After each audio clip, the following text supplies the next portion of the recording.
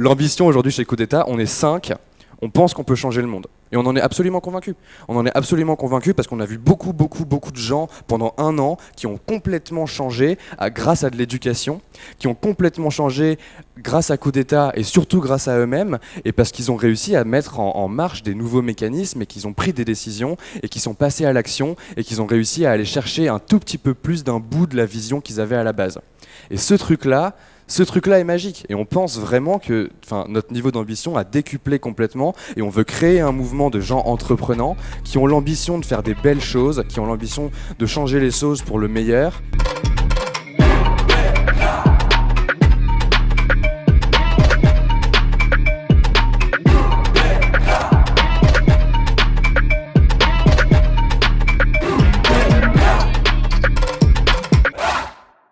Salut.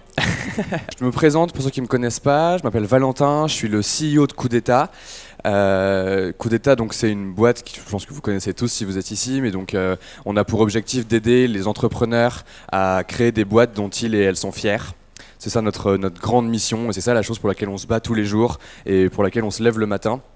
On vient de passer des grosses semaines chez Coup d'État parce qu'on essaie de sortir de plus en plus de contenu vidéo et il se passe plein de choses. Donc je vais vous raconter un petit peu tout ça et je vais commencer par le début.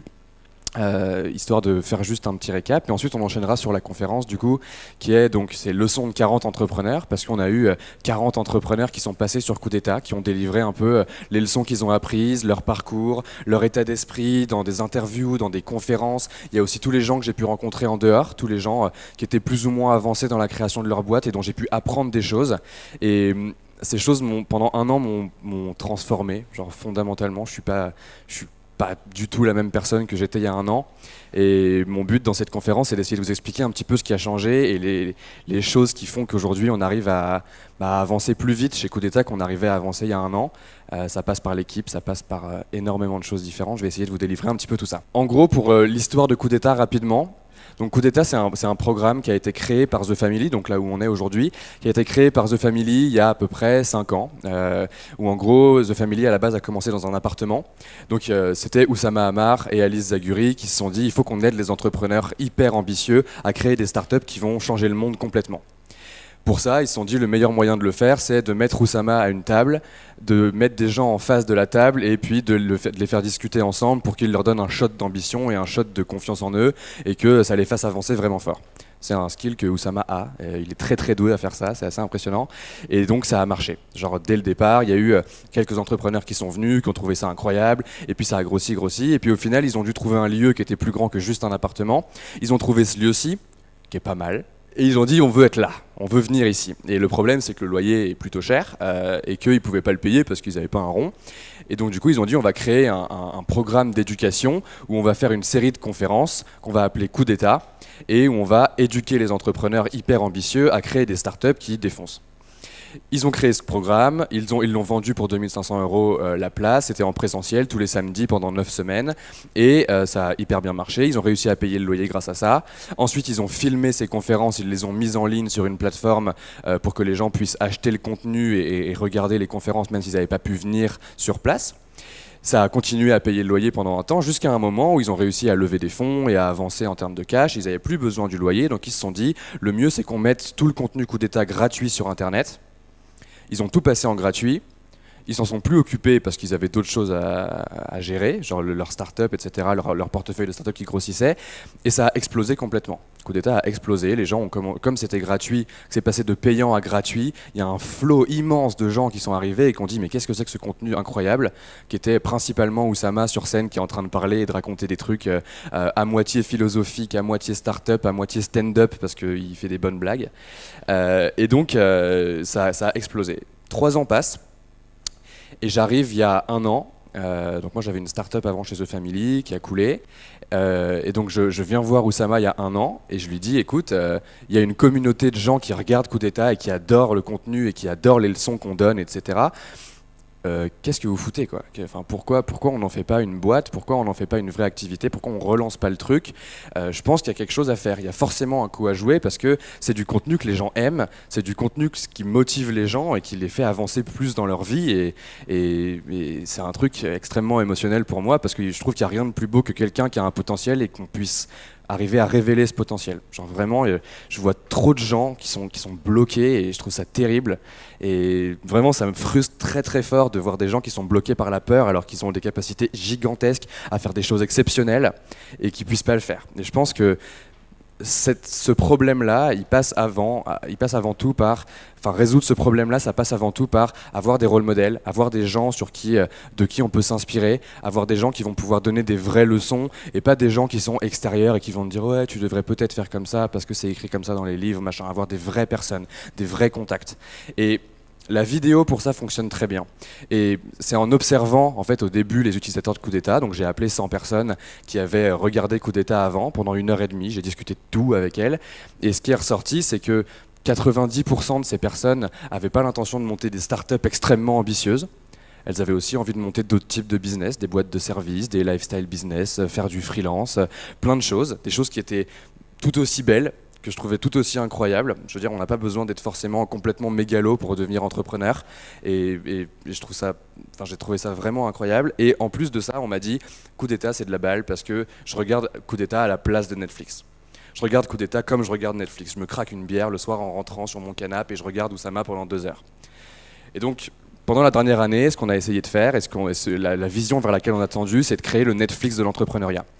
Ça veut dire qu'on a créé une plateforme sur laquelle on a créé des séries, des saisons, et on a essayé de faire venir un maximum d'entrepreneurs pour qu'ils viennent donner leurs leçons, pour qu'ils viennent donner leur état d'esprit et pour qu'ils viennent faire ce truc d'inspiration qui fait que les gens peuvent se lever le lundi matin, avoir un podcast ou une vidéo à regarder et qu'ils puissent se dire ok, vas-y, c'est possible, on peut y aller quoi. On peut y aller. Je suis pas tout seul à faire mon truc. C'est pas parce que y a toute ma famille qui est en train de me dire que c'est impossible, que tu y arriveras pas, parce qu'il y a tous mes amis qui me disent que je ferais mieux de rester à continuer à faire mes études, parce que je sais pas quoi, que tout mon entourage me dit que c'est pas possible. En fait, il y a aussi des gens dans le monde qui sont en train de le faire en même temps que moi, et je peux m'inspirer d'eux.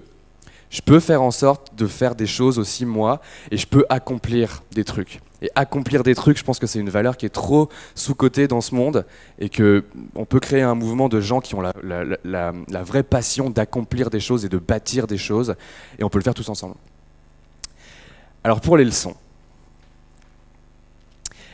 voilà, je suis pas un très très bon dessinateur, mais donc j'ai essayé de faire des trucs. Donc je me suis dit, je visualise vraiment tous les trucs que j'ai appris cette dernière année auprès de tous ces entrepreneurs et toutes ces entrepreneurs comme une espèce de boîte à outils qui renferme en fait des grosses leçons qui sont souvent un peu...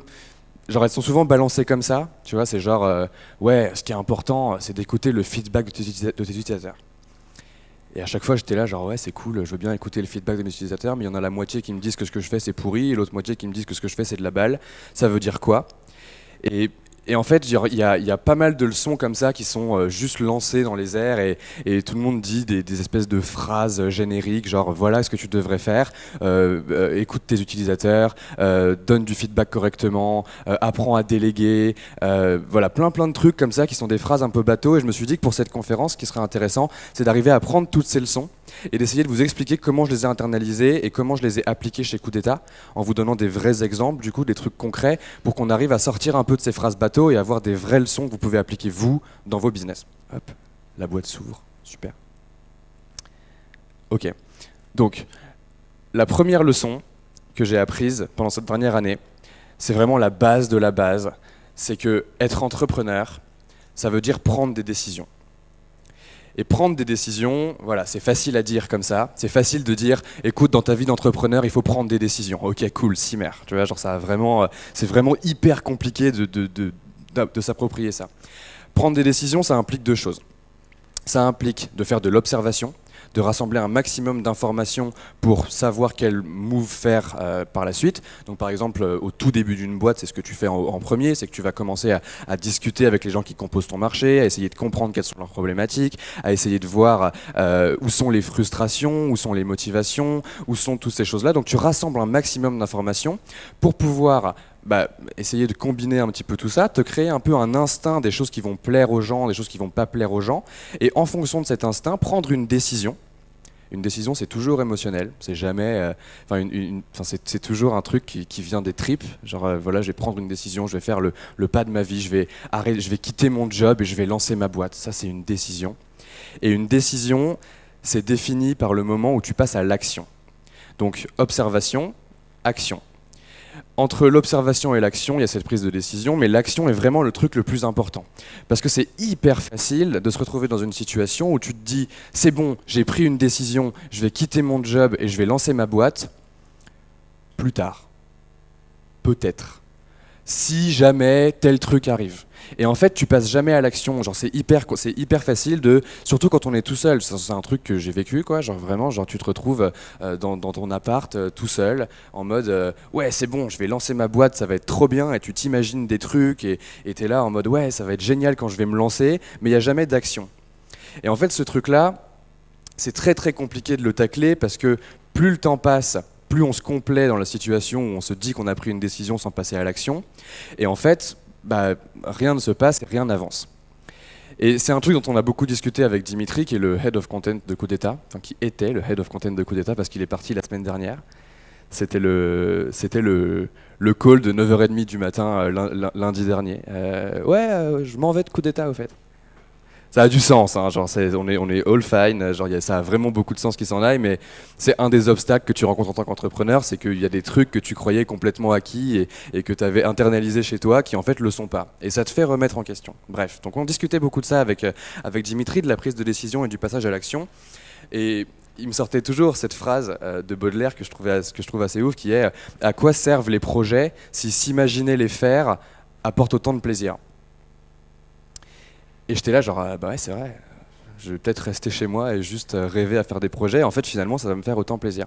Et puis après il enchaînait toujours en disant, mais en fait non, si tu avais écouté Nouvelle École, tu saurais que dans la Nouvelle École de Navo, il parle du fait que il y a deux types de drogues dans ton cerveau par rapport à l'accomplissement. Il y a une première drogue qui est générée quand tu as l'idée de quelque chose, quand tu as l'idée d'un projet, quand tu fais cette espèce de prise de décision de voilà dans quoi je veux me lancer. Donc tu as des endorphines, enfin plein d'hormones qui sont libérées, qui te donnent des récompenses, donc tu es content.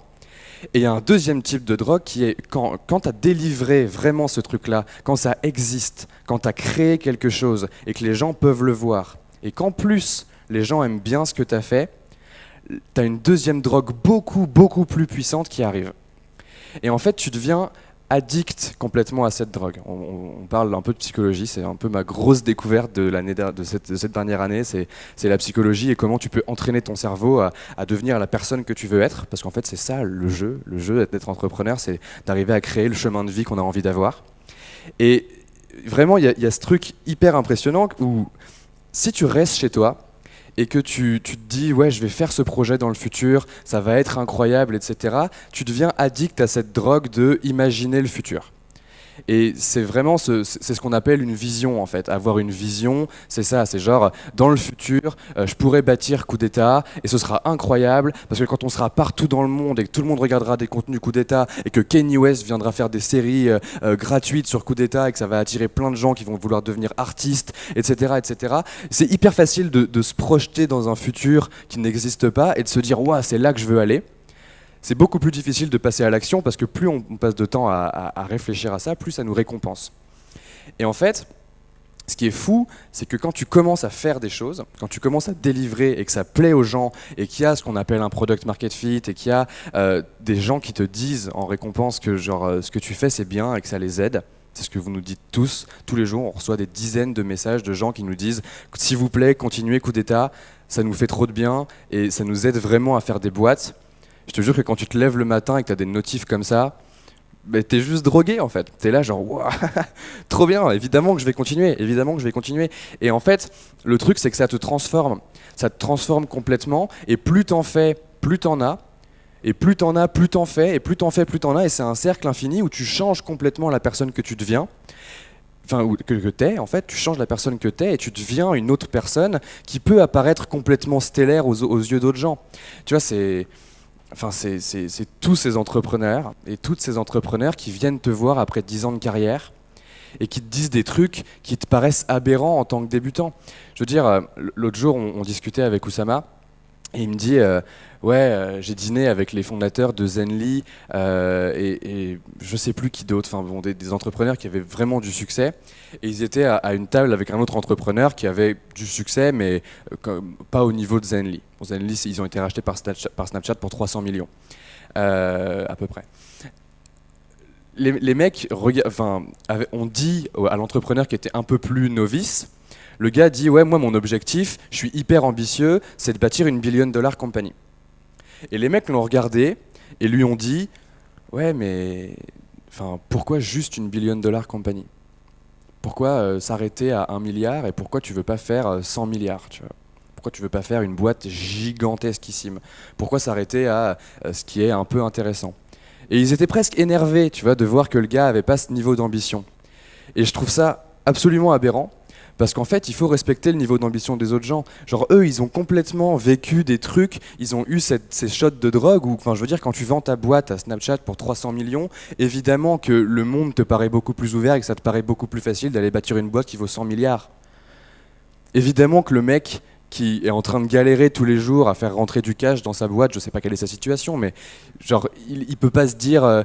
déjà, viser 1 milliard, c'est déjà une belle chose. Et je pense qu'il faut aussi savoir respecter le niveau d'ambition des gens parce qu'il change. Le niveau d'ambition des gens change. Je veux dire, quand je vous dis que 90% des gens chez Coup d'État n'ont pas l'ambition de créer une start-up qui devient un truc gigantesque, c'est vrai. J'en ai vu tellement en un an qui sont passés de « je veux faire un lifestyle business, comme ça je pourrais aller à Bali, me la couler douce et me mettre au soleil et chiller et bosser 4 heures par jour ». Et en fait, quand ça a commencé à marcher, ils se sont dit « ouais bon, peut-être qu'en fait j'en veux un peu plus hein ». Et qu'ils ont fait grossir leur truc et qu'ils sont devenus des boîtes beaucoup plus grosses. Il faut pas avoir peur de son niveau d'ambition et surtout, je pense que c'est même dangereux en fait de se dire je veux construire un truc qui va être gigantesquissime parce que la déception est grande quand tu te rends compte que la première étape pour bâtir une boîte qui vaut 100 milliards de dollars ou 100 milliards d'euros, je sais pas quoi, la première étape pour faire ça, c'est genre je suis dans ma chambre et je suis sur mon ordi et je vais envoyer des messages privés sur Facebook à 3 personnes.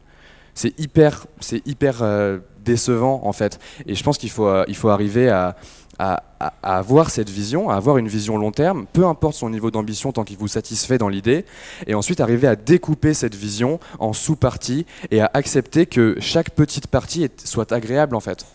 Et c'est ce qu'on a essayé de faire chez Coup d'État pendant un an, c'est ce qu'on a réussi à faire, c'est qu'en fait on a découpé cette vision, on a une vision qui est gigantesque. Je veux dire, j'ai à la base, quand je suis rentré chez Coup d'État, quand j'ai repris Coup d'État l'année dernière, j'ai dit ouais, Coup d'État, ça va être une boîte de service, ça va être cool, on va monter une équipe de 5 personnes, ça va être trop cool, on va produire des vidéos, on va produire des contenus gratuits, des contenus payants, on va trouver des moyens de faire du cash, on va en faire une boîte qui marche et on va aider des gens et ensuite on va se stabiliser et comme ça on aura tous un job pépère où on gagne hyper bien notre vie et il y a des gens qui s'entraînent. C'était ma vision à la toute base de Coup d'État, ça c'était ma vision.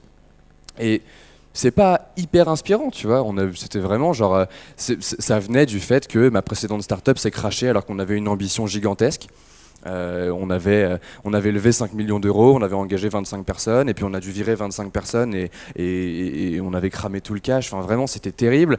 Et donc, le seul moyen que j'avais de lancer une autre boîte, c'était de me dire ouais, cette fois-ci, je vais pas viser aussi haut. Aujourd'hui, ça fait 1 an et je vous jure que l'ambition, c'est plus la même. Hein. Aujourd'hui, l'ambition chez Coup d'État, on est en pleine crise de mégalomanie et notre ambition, c'est de créer un truc gigantesque. Genre, en vrai, l'ambition aujourd'hui chez Coup d'État, on est 5, on pense qu'on peut changer le monde. Et on en est absolument convaincu. On en est absolument convaincu parce qu'on a vu beaucoup de gens pendant 1 an qui ont complètement changé grâce à de l'éducation, qui ont complètement changé grâce à Coup d'État et surtout grâce à eux-mêmes, et parce qu'ils ont réussi à mettre en marche des nouveaux mécanismes et qu'ils ont pris des décisions et qu'ils sont passés à l'action et qu'ils ont réussi à aller chercher un tout petit peu plus d'un bout de la vision qu'ils avaient à la base. Et ce truc-là est magique et on pense vraiment que notre niveau d'ambition a décuplé complètement et on veut créer un mouvement de gens entreprenants qui ont l'ambition de faire des belles choses, qui ont l'ambition de changer les choses pour le meilleur et je pense vraiment qu'on est on est à un stade où on n'a jamais eu autant de gros challenges dans le monde qu'aujourd'hui et on ne peut pas se reposer sur 3-4 timbrés des Elon Musk, tu vois, genre ils 3-4 timbrés qui sont là en mode je veux faire un truc gigantesque et tout le monde les regarde genre ah mais comment a-t-il fait pour devenir quelqu'un de stellaire. Je pense qu'il faut arriver à délivrer ces leçons là et ça c'est notre mission. Bref, donc prise de décision, c'est la première leçon, arriver à découper la vision en sous-parties et arriver à se dire qu'on va passer de l'observation à l'action et qu'on va saisir des opportunités le plus souvent possible pour y aller. Donc ça, c'est le premier truc. La deuxième leçon, c'est de savoir se focus. C'est un truc dont on parle beaucoup chez les entrepreneurs.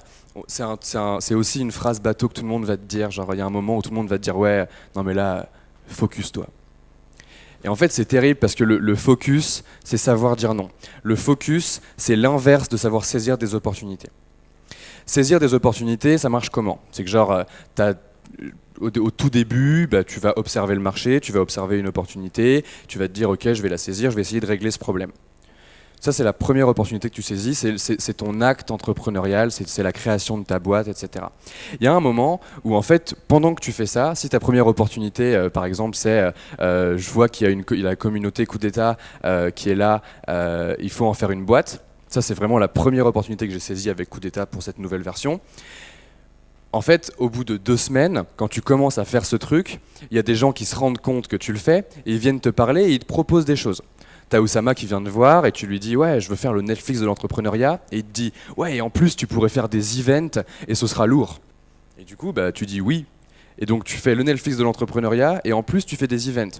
Et puis après t'as Alice qui vient te voir et qui te dit ah mais en plus des events et du Netflix de l'entrepreneuriat ce que tu pourrais faire c'est vendre des heures de conseils à des gens comme ça te ferait faire des office hours et tu comprendrais leurs problèmes et ce serait lourd. Ah ouais trop bonne idée je saisis l'opportunité et bam ça rentre.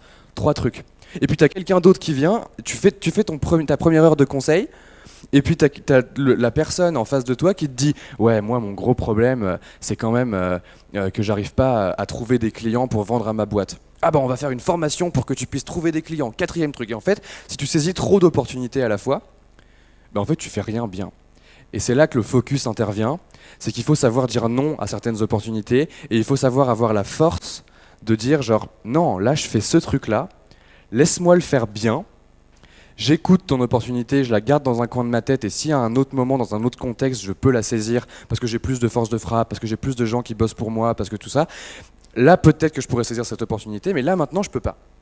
Là maintenant je peux pas et c'est exact, on est en plein dedans là maintenant chez Coup d'État parce que cette conférence, c'est la dernière conférence de la saison 1 de Coup d'État Talks. Donc on a sur Coup d'État, on a 4 séries, grosso modo. On a Coup d'État Entreprendre, qui est une série un peu théorique sur comment créer des boîtes. On a Coup d'État Talks, qui est une série de conférences où on a invité des entrepreneurs pour qu'ils viennent raconter leurs leçons et ce qu'ils ont appris au long de leur parcours. Donc vraiment quelque chose de c'est quoi les leçons que tu en as tirées. Et on a Coup d'État X, qui est une série d'interviews où on creuse plus dans la psychologie des gens, leur vision du monde, leur façon d'aborder l'entrepreneuriat, etc.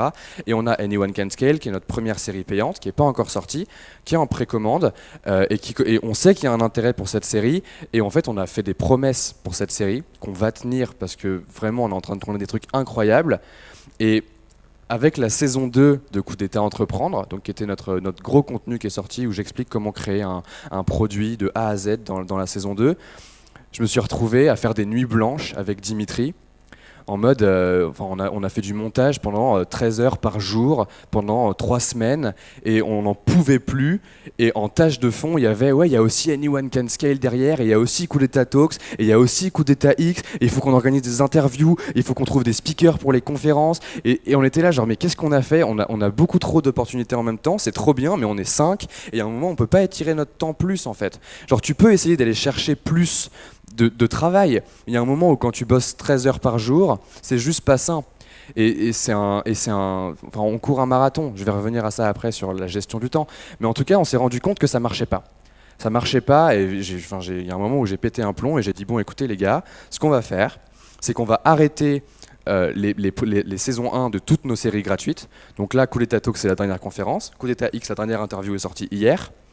Coup d'État Entreprendre, la saison 3 va arriver plutôt en septembre, donc là on a jusqu'à juillet pour faire des trucs, et on se concentre sur notre série payante pour en faire un truc exceptionnel qui va aider les gens qui ont déjà des boîtes à construire des boîtes qui sont gigantesques. C'est ça la promesse d'Anyone Can Scale, c'est que peu importe ta boîte, si tu as déjà une activité qui tourne, en t'organisant correctement et en faisant en sorte de déléguer correctement et en trouvant les choses que tu peux automatiser dans ta boîte, tu peux créer quelque chose de beaucoup plus gros sans avoir une croissance qui est linéaire. Ce truc-là, on y croit fermement. Plus on avance dans les tournages, plus on y croit et plus on se rend compte de la masse de taf que c'est.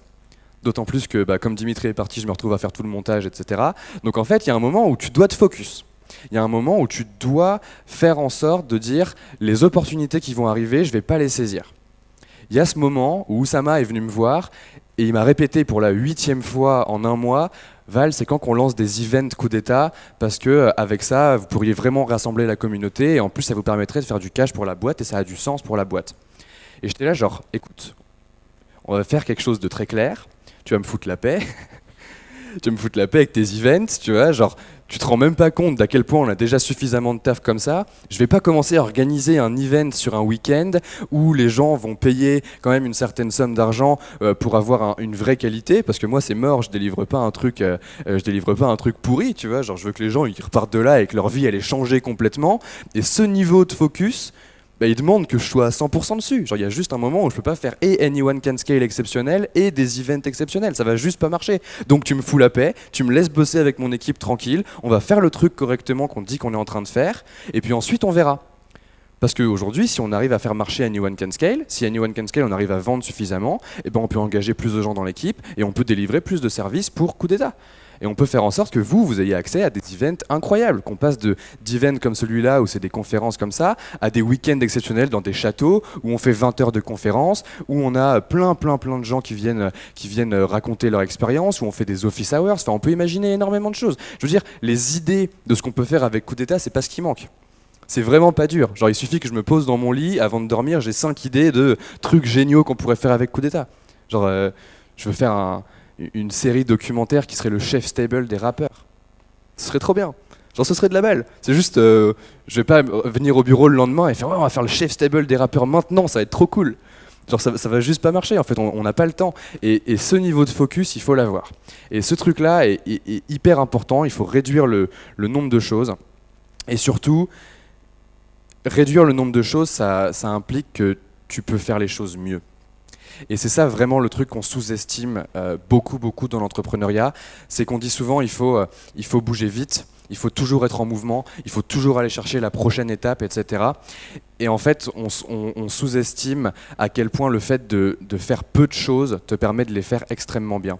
Genre si Uber a réussi à devenir aussi gros, qu'on aime ou qu'on n'aime pas Uber, a réussi à devenir aussi gros avec juste une app qui te permet de commander des chauffeurs, c'est bien qu'il y a un moment où c'est pas important de faire 10 000 trucs. Ce qui est important, c'est de faire un truc extrêmement bien. Et quand tu fais un truc extrêmement bien et que c'est plus toi qui t'en occupes parce que tu l'as délégué, tu vas pouvoir passer à autre chose. Et c'est comme ça que tu construis une boîte en fait. Mais donc le focus est extrêmement important parce que réduire le nombre de choses que tu fais, ça te permet de passer plus de temps sur une seule chose ou sur peut-être 2 choses et donc de les faire mieux. Et faire les choses bien, c'est extrêmement important. Faire les choses bien pour les clients, faire les choses bien pour soi. Pour soi, c'est genre le niveau de fierté qu'on a quand on a sorti la saison 2. Quand on a sorti la saison 2 avec Dimitri, on était là, genre les gens sont pas prêts. C'est une montagne de leçons, c'est tout ce que je sais sur la création d'un produit. Si j'avais voulu faire mieux, j'aurais pas pu. C'est peut-être pas exceptionnel, c'est peut-être pas le meilleur contenu qui existe sur Terre. Par contre, c'est le meilleur contenu que j'ai pu produire. Et ça a été rendu possible par le fait que je me suis focus. Et après, on regarde si jamais ça fonctionne et si jamais les gens aiment bien. Visiblement, ça plaît à une certaine partie des gens et on est très content et ça aide les gens à construire leur boîte et c'est très bien. Mais on a dû se focus un moment et on doit se focus tout le temps. Et en fait, ce qui est bizarre, c'est que tu passes d'un truc où au début, quand tu crées ta boîte, tu saisis toutes les opportunités qui passent parce que tu dois forcément créer du momentum et te donner des sommes de travail, etc. Parce que sinon, tu te retrouves à juste rien faire et à te dire c'est quoi la prochaine étape. Et il y a un moment où tu dois juste passer à un truc où tu dis genre non, j'arrête de prendre des nouvelles opportunités, je dis non, et je passe à un mode où je vais faire qu'un seul truc et je vais le faire extrêmement bien jusqu'à ce que je puisse le délivrer au monde et voir ce que les gens en pensent. Et dans cette étape de focus, il y a une autre leçon qui est qu'il faut mettre de l'intensité dans ce que tu fais. Ça aussi, on est encore dans une phrase hyper bateau, les gens sont là genre ouais, il faut que tu sois intense, tu vois. Être intense, ça veut dire quoi ? Être intense, ça peut vouloir dire énormément de choses. La première chose à laquelle je pensais jusqu'à il y a 3-4 mois, quand on me parlait d'intensité, c'est qu'il fallait que je bosse 18 heures par jour pendant 2 ans. C'est ce que j'ai fait chez Menu Next Door, dans ma précédente boîte. On était complètement animé par la mission de Menu Next Door, qui était de nourrir les gens à travers le monde, etc. On avait aussi cette vision, on l'a découpée en sous-parties, on avançait. Mais on pensait que mettre de l'intensité dans ce qu'on faisait, c'était bosser 18 heures par jour jusqu'à en crever. Et en fait, je suis convaincu aujourd'hui, et peut-être que je dirai un truc différent dans un an, mais je suis convaincu aujourd'hui que tu peux bâtir une boîte qui est un empire gigantesque sans avoir à bosser 18 heures par jour et en te niquant la santé, quoi. Genre, c'est sûr que c'est possible. Aujourd'hui, j'arrive à faire beaucoup de choses différentes dans ma vie, et pourtant je suis convaincu qu'on est en train de bâtir quelque chose de grand. Pour ça, il y a un seul truc qui marche, il y a un seul truc qui a marché chez moi, c'est la gestion de mon temps. Parce qu'en fait, bon, on va rentrer dans du un peu perso. Genre, j'ai passé grosso modo les 6 premiers mois de coup d'état en dépression. Ça a été diagnostiqué, c'est arrivé, quoi. Genre, j'étais vraiment pas bien. J'étais arrivé à un point où c'était impossible pour moi de me lever le matin sans me dire il faut que j'aille fumer une clope. Et à chaque fois, j'étais là, genre, c'est quand même chaud, mais c'était vraiment compliqué. Et c'est un truc que j'ai observé, genre une fois que j'ai commencé à en parler, je l'ai observé chez plein de gens différents. Genre, c'est assez incroyable. Bref, j'ai fait de la psy. Et c'était trop bien. C'était incroyable, ça a changé ma life complètement. Et un des trucs sur lesquels on a bossé avec la psy, c'est l'ambivalence entre le plaisir et la réalité. Et je pense qu'entrepreneur, comprendre quelle est la différence entre plaisir et réalité, c'est extrêmement important. Le plaisir, c'est tous les trucs qui font que tu kiffes ta vie. C'est le fun, c'est la teuf avec tes potes, c'est aller sur la plage au soleil, prendre des vacances, boire des mojitos. Enfin, ça, c'est mon plaisir à moi en tout cas, quoi. Genre, c'est un kiff. C'est écouter du rap, aller voir des films, tous les trucs qui te font pas vraiment avancer dans ta vie, mais qui te font du bien. Les choses qui te font des récompenses instantanées et qui te rendent content, grosso modo. La réalité, c'est tout ce qui te fait avancer dans ta vie. C'est tout ce qui te fait te rapprocher de cette fameuse vision que tu as à la base. C'est tout ce qui fait que tu te lèves le matin et que tu te dis « Ok, aujourd'hui j'ai ma to-do, c'est ça, et si j'abat cette to-do, ça va me faire avancer un peu plus vers ma vision. Donc c'est bien, même si c'est dur, même s'il y a Dimitri qui part et que c'est une mauvaise nouvelle le lundi matin, et ben en fait, je peux quand même faire quelque chose. Et c'est la réalité qui existe. La réalité, elle est là. Et si je veux atteindre mon objectif, il faut que je fasse des trucs, que ce soit dur ou pas. Et ce truc-là, et en fait, le problème, c'est qu'après, genre, ce qui s'est passé avec Menu Next Door, c'est que donc, je bossais 18 heures par jour pendant 2 ans, c'était chaud, genre, on a vraiment pris cher, quoi. Genre, c'était vraiment tendu. Et quand je suis parti de Menu Next Door, j'ai passé 1 an et demi à faire l'exact opposé. Donc, Menu Next Door, réalité, post-Menu Next Door, plaisir. Et vraiment, genre, j'ai fait que être à la plage avec mes potes et faire des freestyles de rap et genre vraiment rien foutre, quoi. Genre c'était trop bien, c'était trop de la balle. Mais quand il a fallu se remettre à coup d'état et que je me suis rendu compte de la somme de travail que ça représentait, j'étais en mode tain, mais je vais perdre tout ce truc de plaisir que j'avais et je vais devoir me mettre à fond constamment dans le coup d'état, constamment dans la réalité, et ça va me rendre hyper triste et je veux pas perdre ce truc-là. Et c'est la raison pour laquelle entre Menu Next Door et coup d'état, j'ai lancé 2 boîtes où j'ai chopé des product market fit et j'ai arrêté au bout de 2 semaines parce que je me suis dit ouais, mais en fait si je dois encore bosser 18 heures par jour, c'est mort, je veux pas perdre mon style de vie. Et ce sur quoi on a travaillé avec la psy, c'est qu'en fait, tu peux avoir les deux. Tu peux avoir les deux et tu peux arriver. Tu as suffisamment de temps dans une vie, tu as suffisamment de temps dans une semaine pour avoir plus de choses. La seule chose que tu dois faire pour arriver à un stade où tu combines le plaisir et la réalité, c'est organiser ton temps de la bonne manière. Ça fait qu'aujourd'hui, mon agenda, il est constamment rempli. Il est constamment rempli de plein de trucs différents. Je pense que je vais vous le montrer, ce sera encore plus simple. Alors.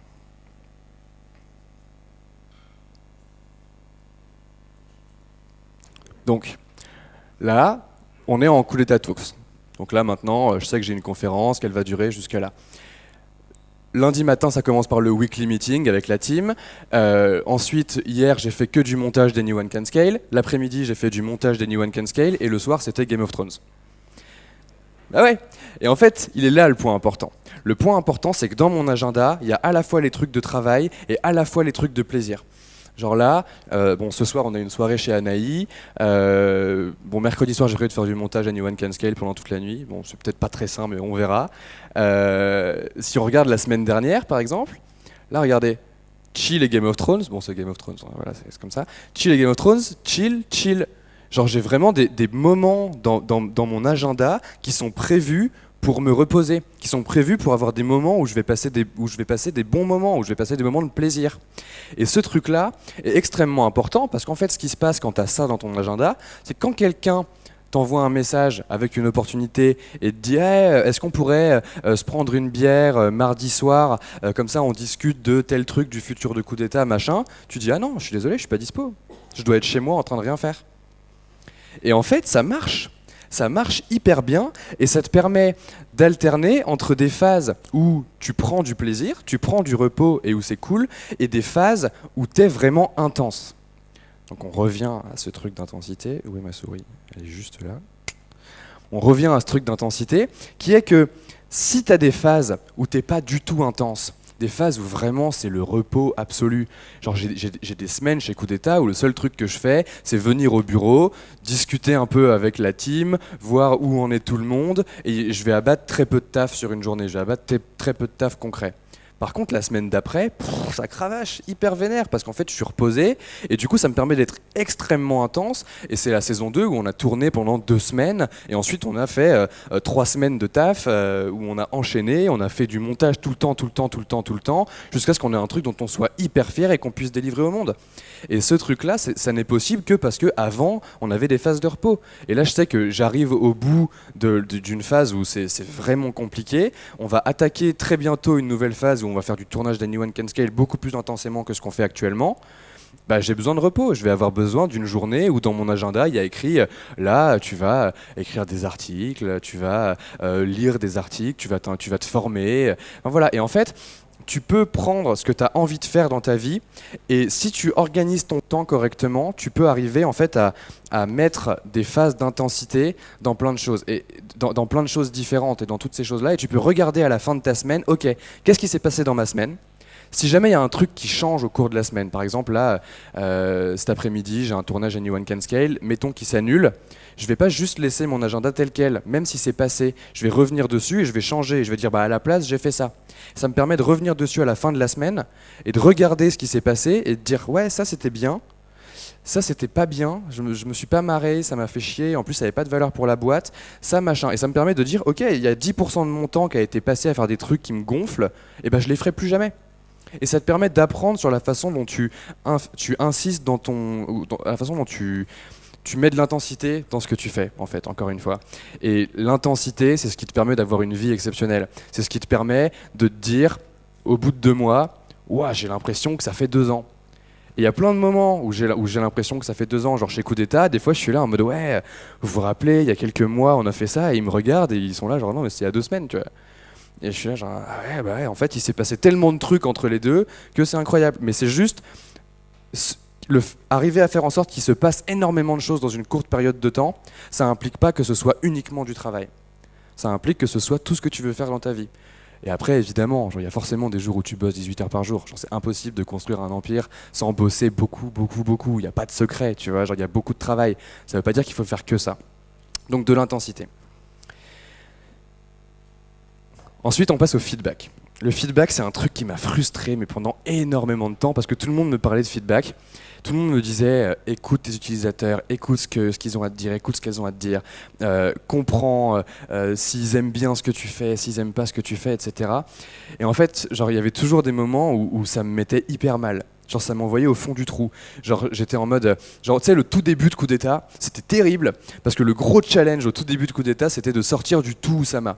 Parce qu'on était conscient que construire une boîte sur uniquement la face Oussama Ammar, c'était impossible. Genre on pouvait pas faire un truc de contenu où c'était juste Oussama Ammar sur scène qui allait raconter tout ce qu'il sait sur la vie entière, tu vois, genre raconte-nous une histoire. Donc c'était vraiment impossible, donc il fallait réussir à sortir de ça. Et donc j'ai fait ce que tout le monde m'a dit, j'ai écouté mes utilisateurs, et donc j'allais voir les gens, et je leur disais ouais, alors du coup on va faire un nouveau Coup d'État, et il y aura pas que Oussama Ammar. Quoi ? Ça marchera jamais. Et t'es là genre ça marchera jamais, c'est terrible, tu vois. Genre vraiment t'as des shots d'anti-validation où les gens te disent non c'est impossible, ça fonctionnera pas, tu vois. Puis après, tu vas voir les gens et tu leur dis ouais, on va pas faire que du Oussama Hamar, mais on va faire venir Sofiane Pamar, qui est le pianiste du rap français. Quoi? Mais c'est impossible, genre c'est même pas un entrepreneur, ça fonctionnera jamais, machin. Et en fait, ça marche pas. Et par contre, tu fais l'interview de Sofiane Pamar, et les gens te disent waouh, c'est quand même trop bien un coup d'état quand c'est pas Oussama Hamar, et puis l'interview de Sofiane, elle était trop cool. Et t'es là genre mais qu'est-ce que vous foutez, tu vois? Qu'est-ce que vous foutez? Qu'est-ce que c'est que ces feedbacks? Comment je fais pour les écouter correctement? Et surtout, comment je fais pour que ça m'envoie pas au fond du trou à chaque fois que vous me dites quelque chose? Genre, soit ça m'envoie au fond du trou parce que vous n'êtes pas d'accord avec ce que je dis et que j'ai l'impression que ce que je vais faire, ça a aucun sens. Soit ça me met dans l'espace en mode waouh, c'est trop bien, j'ai trop de validation, les gens kiffent le nouveau coup d'état qu'on est en train de créer et c'est stylé. La réponse à ça, je pense que j'ai fini par comprendre comment tu faisais pour internaliser du feedback, parce que maintenant j'arrive à être cette personne, tu sais, qui écoute pas. Ouais, de toute façon, j'écoute pas ce que les gens disent. Ah tiens, on est encore dans une phrase bateau. Écoute pas ce que les gens disent, fais ce que tu veux, trace ton chemin, machin. En fait, si t'écoutes pas ce que les gens disent, t'es juste timbré et tu fais rien, tu vois. Donc comment tu fais? Et en fait, la clé, c'est Sofiane Pamar, justement, qui l'a donné dans l'interview Coup d'État X. C'est que tu écoutes. Genre, en gros, quand tu prends ta décision de faire quelque chose, tu as fait ton observation, tu prends ta décision, tu dis, ok, je vais faire ce truc-là, et tu commences à créer. Dans cette phase-là, les seules bonnes personnes à écouter, c'est les gens qui vont te dire que ce que tu fais, c'est bien. C'est ta mère, tu vois. C'est ta mère qui te dit, oh là là, c'est vraiment trop bien ce que tu as comme idée. C'est ton équipe. Genre ton équipe, tu dois la choisir comme ça. C'est des gens qui doivent te dire genre ok, maintenant qu'on a pris cette décision, tout ce qu'on va faire à l'intérieur de cette décision, c'est trop bien. Et tous les gens qui diront que c'est pas une bonne idée et que ça va pas marcher, on va pas les écouter et on va faire sans. C'est tes amis, quoi. C'est tous les gens qui te font du bien et il faut s'entourer de gens qui, quand tu es en train de faire quelque chose et quand tu es avant le moment où tu as délivré la chose que tu veux créer, il faut que tu aies des gens qui te disent que ce que tu fais c'est bien. Parce que si tu as des gens qui à ce moment-là te disent que ce que tu fais c'est pas bien, tu changes de direction, donc tu changes de décision, donc tu arrêtes ta prise de décision, il n'y a pas d'action, et donc en fait tu arrêtes complètement. Par contre, il faut écouter les gens qui sont dans ton marché, qui sont tes utilisateurs, qui sont les gens qui te regardent, peu importe. Il faut écouter ces gens-là après. Et donc il y a vraiment un avant livraison de ce que tu crées et un après livraison de ce que tu crées. Et si tu arrives à écouter uniquement les gens qui te font du bien avant de créer et écouter tout le monde après créer, ça te permet d'avoir des feedbacks honnêtes sur un truc que tu as fait. Genre tu l'as fait, c'est trop tard. Genre la saison 2, tu vois, la saison 2 de Coup d'État, c'est genre y a un moment où en fait genre, je commençais à discuter avec tout le monde de la saison 2, etc. Donc la saison 2, c'est créer un produit de A à Z. Donc j'avais décidé que ce serait 7 épisodes sur, à la base, comment tu observes ton marché, et puis comment tu crées la première version de ton produit, et puis comment tu fais pour t'organiser correctement, et puis comment tu fais pour déléguer à une équipe. Donc j'avais vraiment l'intention de faire un truc entier. Et puis je commençais à en discuter avec des gens, donc tu cherches un peu des experts, etc. Les gens viennent te voir et tu leur dis ouais, mon idée c'est de faire ça comme programme. Et ils te disent ah ben non, le métier de product manager, c'est pas comme ça que ça marche, tu devrais plutôt faire comme ça. Et toi t'es là genre ah putain, peut-être que je devrais faire plutôt comme ça, ils ont peut-être raison. Feedback a priori. Feedback a priori, et en fait il y a juste un moment où j'ai dit non mais c'est bon, ça suffit, genre j'arrête de demander aux gens, on va le faire juste avec Dimitri. Et donc on a arrêté, même auprès du reste de l'équipe, de communiquer sur la saison 2, à part avec Dimitri. On a fait que des messages privés où on s'envoyait les vidéos en juste nous deux. On demandait même pas l'avis des gens du reste de l'équipe, genre de tout, Nesrine, Anaï, Pariante, Filzi. On leur a même pas demandé leur avis sur la saison 2 parce qu'on savait qu'ils auraient des avis extérieurs et qu'on voulait délivrer juste notre vision créative. Et qu'à la fin, on a dit genre voilà, c'est bon, c'est prêt, on le publie, ce sera dehors. Et que les gens aiment ou qu'ils aiment pas, on le saura. Et la prochaine fois qu'on fera un truc, ce sera mieux. Ce sera forcément mieux parce qu'on aura écouté les feedbacks. Mais écouter les gens qui te disent « Ah non, tu devrais pas commencer parce que tu devrais prendre une autre direction », c'est juste un truc qui te fait rester sur place. Et c'est le pire truc qui puisse t'arriver. Et en fait, du coup c'est ça. Genre vraiment c'est n'écoute pas le feedback a priori, écoute que le feedback a posteriori. Parce qu'il y a un moment où il faut juste écouter ton instinct. Et c'est ce qui te permet de créer ton chemin, c'est ce qui te permet de prendre des décisions et de mettre des petits points sur le chemin de ta vie et qu'à un moment tu puisses regarder en arrière et dire « Ah en fait ça, j'avais fait ce truc-là. Personne, genre j'ai écouté, enfin, j'avais décidé de faire un truc. Tout le monde m'a dit que c'était impossible. Je l'ai fait quand même, et ils avaient raison. Bah au moins j'ai appris ma leçon, quoi. Au moins j'ai appris ma leçon. J'ai pas juste écouté, j'ai pas juste rien fait, et je suis pas juste resté sur place. J'ai décidé de faire un truc. Tout le monde m'a dit que c'était impossible, et ils avaient tort. Et bah putain, là t'as avancé pour de vrai, quoi. Et peu importe le cas, peu importe qu'ils aient tort ou raison, en fait ce qui importe c'est que tu fasses tes propres trucs. Parce que de tes propres trucs, des propres décisions que tu prends, il sort toujours des nouvelles choses exceptionnelles, des choses, ce qu'on appelle innovantes, parce que c'est des choses qui sont uniques par rapport à ta personne et à ton expérience. Je veux dire, si tu demandes des feedbacks avant de faire quelque chose à des gens qui pensent être des experts et qui pensent savoir mieux que toi, le seul truc, même si tu les écoutes, que tu seras capable de faire, ça va être un truc que eux auraient fait, mais en un peu moins bien. Si merde, genre fais des trucs nouveaux, fais tes trucs à toi. Genre le monde a besoin que tu fasses tes trucs à toi. Genre arrête. Et le feedback, ça c'est sur comment le recevoir, mais sur comment le donner, ça marche pareil. Ça marche de la même manière. Je commence à être obsédé complètement et à péter des câbles, mais vraiment, tu vois, quand je vois des gens faire des feedbacks à des gens, enfin à d'autres personnes, avant qu'ils aient commencé de faire quelque chose. Genre moi, maintenant, quand il y a des gens de la communauté Coup d'État qui viennent me voir et qui me disent « Ouais, regarde mon projet, qu'est-ce que t'en penses? Est-ce que tu penses que je devrais changer des trucs sur ma landing page? Est-ce que machin ?» Ma réponse, c'est toujours « Oh ouais, c'est tellement stylé, c'est incroyable, vas-y, fonce, ça va cartonner, tu vois. » Et ils foncent, et des fois ils se plantent. Et je suis là genre « Ouais, bah, tu t'es planté, t'as appris quoi? » Ah bah j'ai appris ça, machin, etc. Ouais. C'est trop bien, je suis un peu triste quand même. Bah ouais, t'es triste, ouais. T'es triste, tu t'es planté, t'as foiré. Bah ok, tu vois, genre, ça arrive à tout le monde. Ça arrive à tout le monde. Ce qui est important, c'est juste de pas abandonner. Ce qui est important, c'est que tu continues. C'est que, bah ouais, tu t'es cassé la gueule, bah tu te relèves et tu continues. Ça te prendra le temps qu'il te faudra. Chacun son parcours. Et puis il y a des gens à qui je dis, ouais, c'est trop de la balle, vas-y, fonce. Et puis ils réussissent, quoi. Et c'est incroyable. Et en fait, arriver à donner ce feedback en amont, pour que les gens, même si tu mens en fait, même si tu penses fondamentalement que le truc est pourri, genre c'est hyper important de pousser les gens à écrire leur propre chemin, parce que c'est de ça dont ils sont le plus satisfaits. Et en fait, c'est les aider à long terme, aider les gens. Aider les gens, c'est ça. Aider les gens à s'accomplir, aider les gens à avoir la vie qu'ils ont envie d'avoir, ça veut juste dire, je vais te pousser à prendre des décisions et à faire que tu te plantes ou pas. Et je serai là si jamais tu te plantes. Je serai là pour toi si jamais tu te plantes. Et je serai là pour te faire des feedbacks a posteriori. Et d'autres gens seront là pour te faire des feedbacks a posteriori. Parce que ce qui est le pire, c'est que tu prends une décision, tu fais le truc, même si tout le monde dit que c'est impossible ou que tout le monde te pousse à le faire, et que ça marche pas, mais que tu sais pas pourquoi. C'est terrible. Et donc c'est là qu'il faut être là. Faire du feedback a posteriori, c'est bon écoute, ça n'a pas marché, maintenant on est tous d'accord, mais au moins tu as testé. Qu'est-ce que tu peux tirer comme leçon de ce que tu as fait? Et si tu arrives à donner ce feedback, et si tu arrives à pousser les gens à écrire leur propre chemin, ben en fait tu es un leader, ou tu es une leader. Genre c'est exactement, c'est pour moi la pure définition d'un leader, et c'est ce qui te permet de déléguer. Et c'est la leçon suivante, qui est la leçon que je suis en train d'apprendre en ce moment. C'est le gros truc sur lequel je travaille pour le moment chez Coup d'État. C'est comment tu fais pour vraiment déléguer.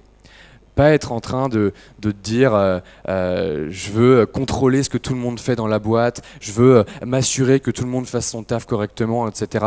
C'est comment je fais pour faire en sorte que des gens que j'ai recrutés, des gens qui rentrent dans mon organisation, arrivent à construire leur propre chemin pour devenir des meilleures personnes que moi dans leur domaine. Et ça passe que par du feedback. Ça passe que par du feedback positif sur des choses a priori, et que par du feedback réel sur des choses a posteriori. C'est hyper intéressant ce truc de délégation parce qu'il y a vraiment une courbe. Il y a une courbe qui est extrêmement frustrante. Alors bon, des courbes de frustration dans l'entrepreneuriat, on en connaît plein. Il y a toutes ces courbes de la vallée de la mort et tout. Enfin, t'en trouves plein sur Internet. Celle-là, c'est ma préférée. Enfin, elle n'est pas là, mais c'est quand même ma préférée. C'est qu'en fait, quand tu délègues à quelqu'un, ce qui se passe, c'est quoi? C'est je vais créer quelque chose d'exceptionnel. Par exemple, chez Coup d'État, c'est moi qui ai fait les premières versions du site. Le site web, c'est moi qui ai codé toute la partie design du site, etc. C'est Camille de The Family qui a fait l'identité graphique, mais c'est moi qui l'ai décliné, qui a fait toutes les maquettes et qui a intégré toute la première version du site, avec Philzy qui a fait toute l'architecture derrière. Et puis il y a un moment où il y a Pariante qui est arrivé, qui maintenant s'occupe du produit chez Coup d'État, donc il a repris toute cette partie-là du site, et donc il a fallu que je lui délègue le truc. Et en fait, ce qui se passe dans cette situation-là, c'est que tu te dis, waouh, aujourd'hui, faire du produit, ça me prend beaucoup trop de temps et c'est terrible. Parce que j'ai pas le temps d'y mettre autant d'intensité, tu vois, genre j'ai besoin de faire d'autres choses aussi pour la boîte, j'ai besoin de faire du montage avec Dimitri, j'ai besoin de m'occuper de la communauté, j'ai besoin de faire les office hours, j'ai besoin d'écrire la saison 2, j'ai besoin d'écrire Anyone Can Scale, enfin il y a vraiment plein de trucs, donc il faut que j'arrive à déléguer. Heureusement qu'il y a Pariante qui arrive, parce que du coup je vais pouvoir lui déléguer instantanément, ce sera hors des choses que je dois faire, et il pourra s'en occuper à ma place, et moi je serai tranquille sur ce sujet-là. Erreur. Genre méga erreur, impossible. Parce qu'en fait, tout ce que tu as développé comme apprentissage en fonction de j'ai pris une décision, j'ai fait, on m'a fait des feedbacks positifs, donc j'ai appris, etc. Ce truc-là, il faut lui transmettre. Et le seul moyen de lui transmettre, c'est pas de lui expliquer, c'est pas de lui faire des feedbacks a priori en lui disant ah non, ça va pas, c'est pas assez coup d'état, c'est pas assez bien. C'est de lui dire écoute, c'est de lui donner quand même un peu une direction. Tu peux le faire un petit peu parce que ça reste ta boîte et que tu peux pas livrer des trucs qui sont aberrants, mais c'est de lui montrer un peu le chemin et qu'il y a plein de moments où je dis à Pariante, écoute, tu fais ce que tu veux, quoi. Genre c'est ta décision et tu verras bien. Et puis des fois il se plante. Et en fait il construit son chemin et aujourd'hui c'est allé assez vite parce que Pariante avait déjà pas mal d'expérience, c'est allé plutôt vite, mais aujourd'hui Pariante il est 100 fois meilleur que moi à faire du produit pour Coup d'État. Parce que je lui ai laissé l'opportunité de construire son propre chemin. Et que c'est quelqu'un qui apprend extrêmement vite de ses erreurs, il a la chance d'être assez résilient par rapport à ses erreurs pour pas être au fond du trou dès qu'il y a quelque chose qui marche pas quand il le fait. Et puis voilà, genre c'est juste, genre il y a plein de moments où moi, en tant que CEO, mon job, c'est juste de leur dire, écoutez, je suis pas d'accord avec ce que vous faites, mais vous avez l'air convaincu, prouvez-moi que j'ai tort. Et puis des fois j'ai tort. Puis pas mal de fois, j'ai raison. Parce qu'en fait, fondamentalement, je connais parfaitement la boîte. Genre, je connais toute la boîte depuis le début. Je connais tous les utilisateurs par cœur. Genre, combien d'entre vous je connais personnellement, quoi. Genre, il y en a plein d'entre vous avec qui je vais boire des bières le soir. Ici, pas vraiment, mais genre, je parle aussi aux gens qui vont regarder la vidéo, tu vois. Genre, c'est Momo, c'est tous ces gens, tu vois, c'est tous ces gens avec qui j'ai tissé des vraies connexions, j'ai un vrai instinct, et en fait cet instinct, le seul moyen de le transmettre à l'équipe, c'est pas de leur dire « ouais, moi à ta place je ferais ça », c'est genre « vas-y, fais-le, et puis ensuite tu vas apprendre comme moi, et puis tu vas crafter ton propre truc ». Et c'est comme ça en fait que tu délègues en laissant les gens faire leur propre chemin. Et ensuite, le deuxième truc sur la délégation et le leadership, c'est la culture. Et la culture, c'est aussi un gros mot. Il y a une super conf. Alice nous a fait une super conf sur la culture sur Coup d'État. Mais la culture, en fait, c'est assez particulier parce que tu sais pas vraiment ce que ça veut dire jusqu'à ce que ça arrive dans ta tronche, en fait. Genre, il y a un truc qu'on dit chez Coup d'État et que je dis tout le temps parce que c'est une expression que j'aime bien utiliser, c'est « on va casser le game ». Genre notre objectif chez Coup d'État quand on fait quelque chose, c'est de casser le game. C'est genre, aujourd'hui, on veut faire des vidéos de conférences. Aujourd'hui, on va regarder peut-être un petit peu ce qui se fait en termes de vidéos de conférences partout ailleurs sur le marché. Et on va essayer de faire des conférences qui sont 100 fois meilleures que ça. On va casser le game. On veut faire une formation pour apprendre aux gens à scaler leur boîte. On va regarder un peu les formations d'entrepreneurs et on va casser le game. On va faire un truc où c'est une série de télé-réalité où Oussama va suivre des entrepreneurs, ça va être monté hyper dynamiquement. On a un pote de Dimitri qui nous a fait la BO d'Anyone Can Scale, donc on a des musiques originales pour la série, on a des gens qui nous font des génériques, enfin voilà, on est là pour casser le game. On fait des trucs où à chaque fois on veut être absolument fier de ce qu'on a fait, on l'a pas juste fait. Je dis pas que c'est bien, je dis pas que c'est mal, je dis juste que c'est nous. C'est ce qu'on fait chez Coup d'État, c'est notre objectif à chaque fois. Et c'est la culture. Et pourquoi c'est la culture ? Parce que à force de moi le répéter tout le temps à tout le monde, et ben finalement tout le monde finit par le dire. Et genre, et pour les moindres petits trucs en fait, c'est passé d'un truc où c'était la vision générale de la boîte à un truc où ça se transmet dans chaque décision qu'on prend et chaque action qu'on fait. C'est genre Pariante qui vient me voir, qui me montre une maquette et qui me dit Théma, ça casse le game ou pas? Et je regarde et je fais genre, ah ouais, ça casse le game. Et tout le monde est content. Et en fait, on s'aligne sur des valeurs communes. Et ça me permet de même pas avoir à être là, en fait, quand les gens prennent des décisions, parce que je sais qu'ils vont les prendre en étant alignés sur cette culture. Une autre valeur de coup d'État, c'est always be teaching. Parce qu'en fait, je suis convaincu absolument que la meilleure manière d'apprendre quelque chose, c'est de l'enseigner. Genre là, maintenant, ce que je suis en train de faire avec vous, j'espère que c'est bénéfique pour vous, mais c'est très très bénéfique pour moi. Parce qu'en fait, je suis en train de synthétiser et de vous retransmettre ce que j'ai appris pendant 1 an.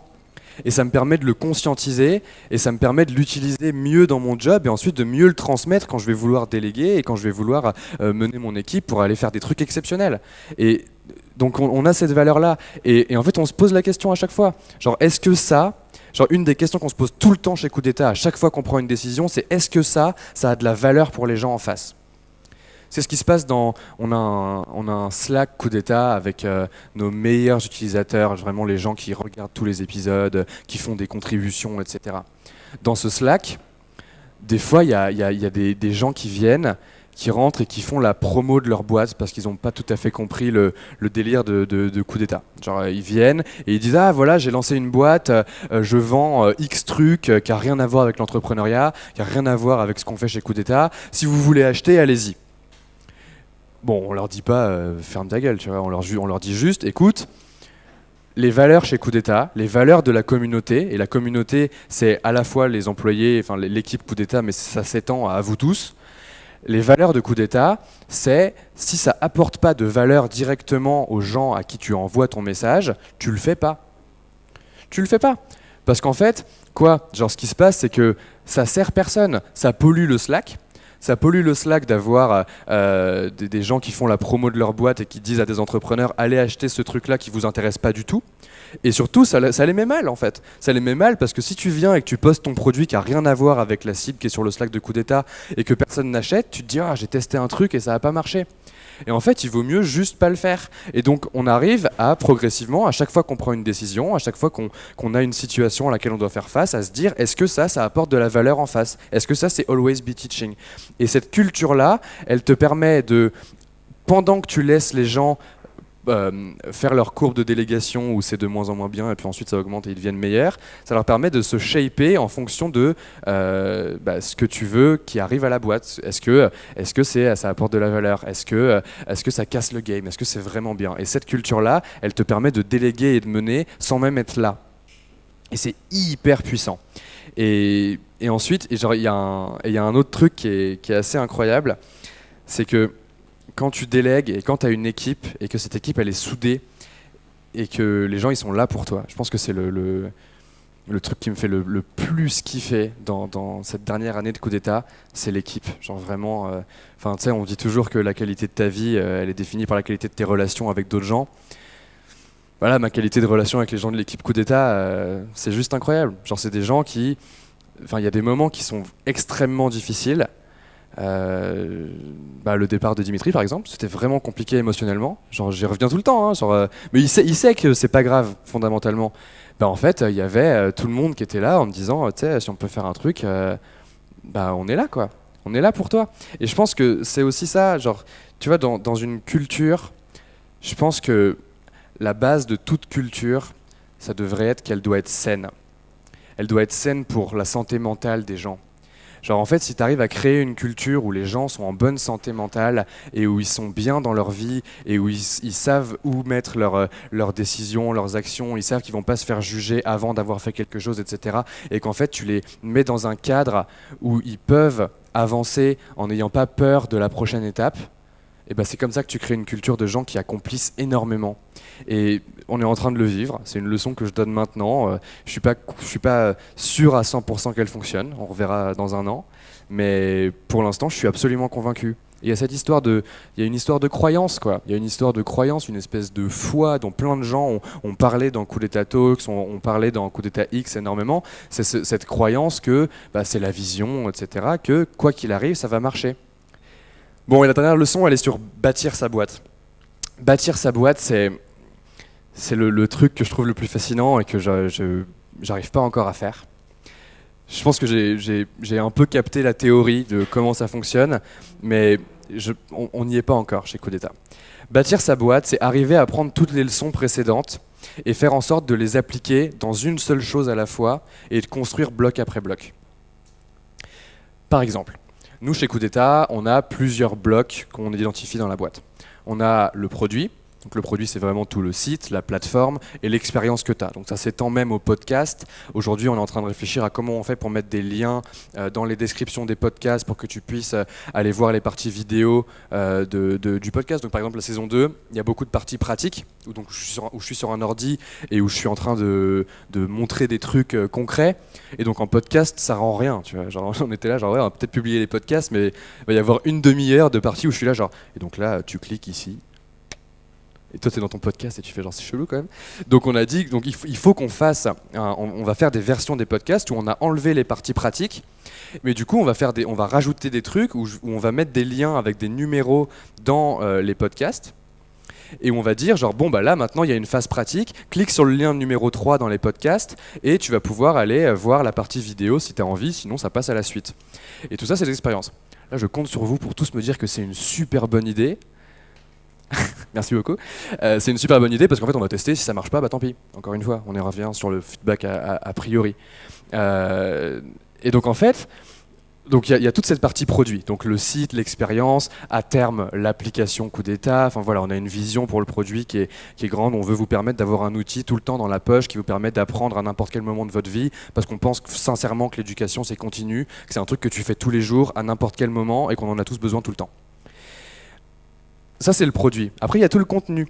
Le contenu, c'est qu'est-ce qu'on tourne comme série, comment on fait pour produire des séries gratuites qui sont exceptionnelles et qui aident les gens qui n'ont pas encore commencé, comment on fait pour produire des formations exceptionnelles pour les gens qui ont déjà des boîtes et qui veulent aller plus loin, comment on fait pour que si on fait payer une formation chère, elle vaille ce prix-là.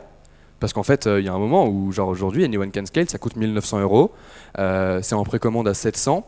Bah, je veux dire, il y a un moment où si on fait un produit qui vaut pas 1 900 balles, on va juste se faire lyncher, quoi. Et on l'aura mérité. Donc là, on est en train de tout donner pour faire un produit qui vaut 1 900 balles. Comment on fait pour faire ça? Donc ça, c'est le contenu. Après, il y a plein d'autres trucs. Il y a la communauté. Donc maintenant, bah, je vous présente Anaï, du coup, que vous avez probablement rencontré en rentrant. Anaï, qui est donc la Head of Community de Coup d'État depuis quelques semaines. Comment on fait pour bâtir une communauté où les gens s'entraident les uns les autres. Aujourd'hui, la communauté, c'est notre principal canal d'acquisition. En gros, tous les gens qui viennent sur Coup d'État, pour la plupart, bon, il y a un peu Instagram, il y a beaucoup YouTube, mais il y a beaucoup de bouche à oreille. C'est parce que vous tous, genre tous les gens qui regardent beaucoup Coup d'État, vous en parlez autour de vous. Et il y a des gens qui s'inscrivent, et il y a des gens qui font ça. Et merci 1000 fois.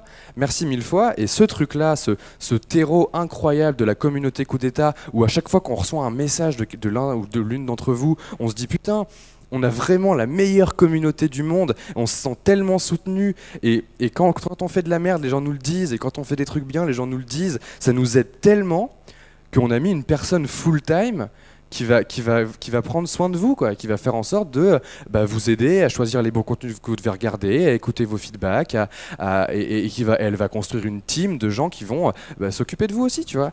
Et ce truc-là, genre c'est un bloc à part entière de la boîte Coup d'État. Il y en a d'autres. Il y a les events, il y a le marketing, enfin voilà. Et en gros, toute la question sur comment tu bâtis ta boîte bloc après bloc, c'est ok, maintenant que j'ai ces blocs en tête, comment je fais pour les faire fonctionner quasiment indépendamment les uns des autres, et surtout comment je fais pour déléguer à chaque fois à une personne ou à une équipe la gestion du produit, la gestion du contenu, la gestion de tout ça. C'est tout l'enjeu de ce qu'on explique dans Anyone Can Scale, en gros. C'est vraiment genre, aujourd'hui, il y a plein de gens que j'ai appelés qui avaient précommandé Anyone Can Scale et qui me disaient j'ai acheté parce qu'aujourd'hui je suis un homme orchestre et que j'aimerais bien être un chef d'orchestre. Et je pense que quand tu crées une boîte, c'est important de ne pas être un homme orchestre ou une femme orchestre. Genre, je pense que c'est vraiment important parce qu'en fait, tu te perds. Et ça rejoint toutes les leçons que j'ai données jusqu'à maintenant. C'est pour ça que je dis que toutes les leçons se regroupent. C'est que si tu es intense, que tu te focuses, que tu gères ton temps correctement, que tu fais en sorte d'aider les gens autour de toi, etc. Et que tu le fais en étant vraiment sur une seule chose à la fois. Genre, je vais construire mon équipe produit. Je vais faire en sorte de lui déléguer, de lui laisser faire son chemin. Comme ça, elle va grandir. Et ensuite, je pourrais ne plus du tout m'en occuper. Ils le feront mieux que moi. Et je pourrais passer à un autre bloc de la boîte. et ben en fait tu crées une machine à faire de la croissance, une machine à faire du cash, une machine à faire en sorte que ta boîte elle grossisse et qu'elle achève sa mission de mieux en mieux, et c'est comme ça que tu crées quelque chose d'exceptionnel. Mais ça vient hyper progressivement et ça prend beaucoup plus de temps que ce qu'on peut raconter. Genre je veux dire là je suis en train de vous raconter des trucs sur ce qui s'est passé pendant 1 an. 1 an, genre c'est déjà énorme. C'est hyper facile de raconter des espèces de success stories. Je parle pas de nous, je parle vraiment d'autres boîtes, tu vois. Genre, c'est hyper facile de raconter des success stories. Genre, tu sais, tu peux facilement résumer l'histoire de Facebook à c'est un geek dans sa chambre, il a créé Facebook en 1 semaine en codant en PHP, et puis ensuite, c'est devenu une boîte qui vaut 550 milliards de dollars. Bah ouais, ok, mais il s'est passé 10 ans entre temps, il a dû s'en passer plein des trucs, tu vois.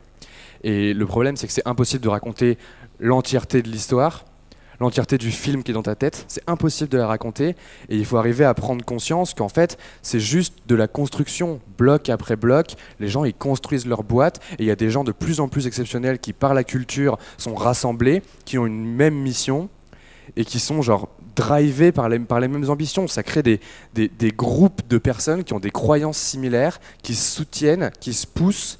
Et si ces croyances similaires, elles sont fondées sur des choses qui sont fondamentalement bonnes pour la santé mentale des gens et leur volonté d'accomplir, bah tu crées un mouvement de gens qui changent les choses en profondeur.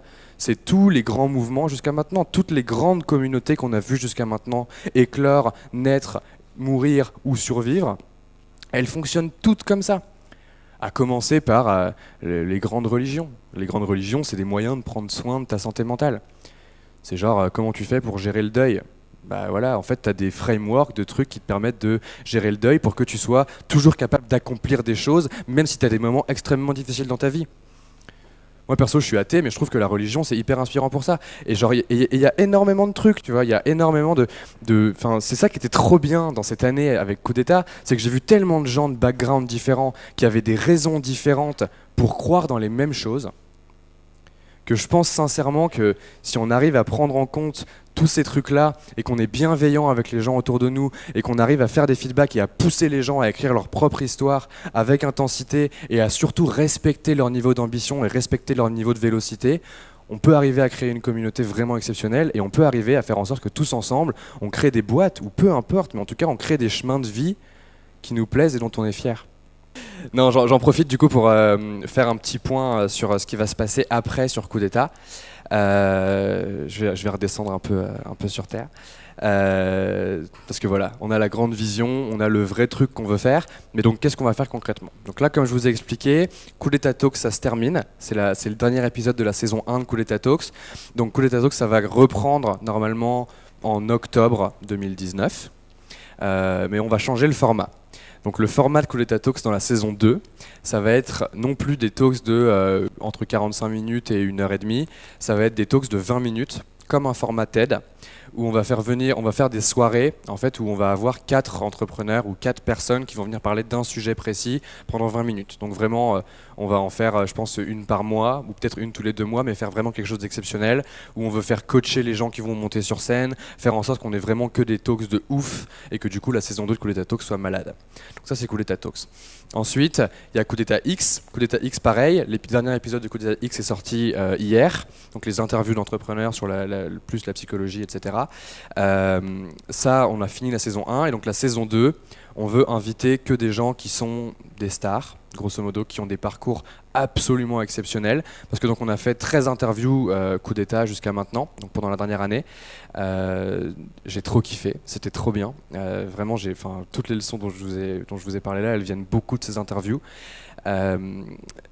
Le dernier épisode de la saison 1, pardon, c'est moi du coup qui explique un peu ses leçons, etc. Et l'avant-dernier épisode, c'est Tyke Chris. Et Tyke Chris, c'était une clacasse, mais vraiment genre c'était incroyable, genre vraiment en gros il avait contacté The Family à la base pour faire une conférence, et puis du coup ils me l'ont renvoyé parce qu'il parle français et qu'on fait pas de conf en français chez The Family. Du coup genre j'ai appelé son agent, et son agent me dit ouais machin et tout, puis je discute avec elle 5 minutes et je lui dis bon mais en fait il faut qu'il fasse une interview, le mec il a l'air incroyable, il a l'air d'être parfaitement honnête, on fait une interview. Et donc tout mon jeu pendant l'interview, c'était d'arriver à comprendre ça, à répondre à cette question, comment il a fait pour écrire ce parcours. Et j'ai quelques débuts de réponse. Genre, je pense que une des premières raisons, c'est qu'il a jamais été à l'école. et que je pense fondamentalement que l'école tue la santé mentale des gens et que ça te force à être quelqu'un que t'as pas envie d'être. Et c'est genre, ah, t'es fan de musique, vas-y, fais des maths. Ah, ok, super, tu vois. Genre vraiment, c'est terrible, tu vois. Genre le seul truc bien qui puisse t'arriver à l'école, c'est si t'es trop fan de maths, tu finis par t'en sortir un petit peu, tu vois. Mais quoi qu'il arrive, en fait, même si t'es fan de maths, on va te dire, ah, t'es fan de maths, bah fais de l'histoire géo en même temps, tu vois. On parle d'intensité et de focus, bonjour, quoi. Genre c'est bien de s'ouvrir des horizons, mais enfin, je pense que l'école c'est foiré. L'école c'est foiré. Genre, il y a vraiment un truc qui va pas. Il y a un truc qui va pas dans le système éducatif. Il y a un truc qui va pas dans la façon dont on s'éduque de manière générale, et c'est pour ça qu'on fait coup d'état.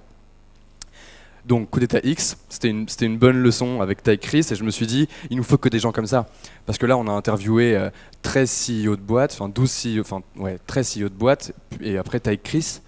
Et c'était vraiment un autre niveau de conversation. C'était hyper intéressant d'avoir des CEO de boîte parce que tu vois vraiment comment ils prennent leurs décisions. Ils ont déjà des parcours exceptionnels et c'est déjà incroyable. Mais finalement, on retombait toujours un peu sur des sujets qui étaient connexes. Genre, c'est genre, parle à tes users, construis ta boîte, délègue comme il faut. Enfin, tous les trucs dont j'ai un petit peu parlé là. Quand tu parles à Ty Chris, les sujets, ils sont plus si connexes que ça, parce qu'en fait il a fait tellement de choses différentes qu'il arrive à recouper ses façons de prendre des décisions et j'ai trouvé ça fascinant. Donc on veut des gens incroyables, genre on veut des gens qui ont des parcours comme celui-là, comme celui que je viens de montrer. Donc ça va être la saison 2 de Coup d'État X. Ensuite, Coup d'État Entreprendre, donc on a la saison 1 qui est sur l'état d'esprit, on a la saison 2 qui est sur le produit, on a la saison 3 qui va arriver, donc normalement on va commencer le tournage en septembre, donc qui sera aussi gratuite, etc., qui sera sur le financement. Donc comment tu fais pour financer ta boîte? Donc une fois que tu as l'état d'esprit, une fois que tu as un produit qui cartonne, comment tu fais pour trouver des financements, pour pouvoir construire une équipe, pour pouvoir faire des investissements, pour pouvoir aller plus vite?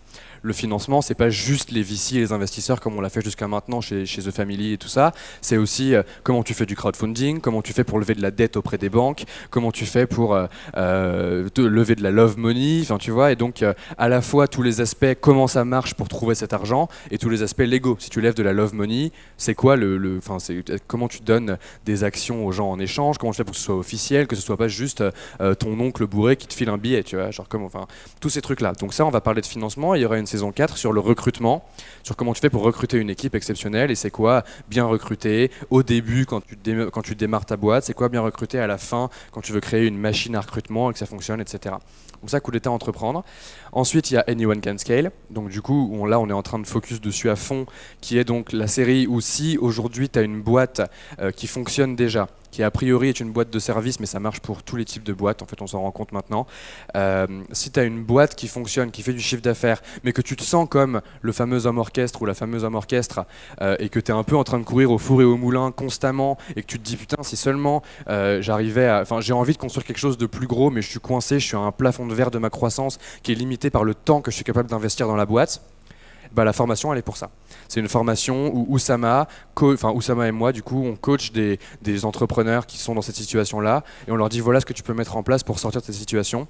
Et on passe du scale individuel à comment tu fais pour automatiser, standardiser tes tâches individuelles quand tu es par exemple freelance, quand tu es avocat, etc. à un système où on t'explique genre comment tu fais pour amener cette méthode de fonctionnement à ta boîte. Donc comment tu fais pour avoir une boîte qui scale, comment tu fais pour transmettre ça à ton équipe et comment tu fais pour transmettre ça. Enfin, la dernière phase, c'est scaler le monde. Donc comment tu fais pour appliquer tout ça et arriver à internationaliser et faire en sorte d'avoir une boîte gigantesque. Et donc c'est 20 épisodes où on va raconter tout ça, où c'est Oussama et moi qui faisons de la théorie et en même temps on illustre ça par des interviews avec des vrais entrepreneurs, etc. Donc là on focus là-dessus, qui est un produit dont on commence à être hyper fier parce qu'on le voit se construire au fur et à mesure et on est hyper content. Donc ça va être tout notre focus jusqu'à au moins l'été.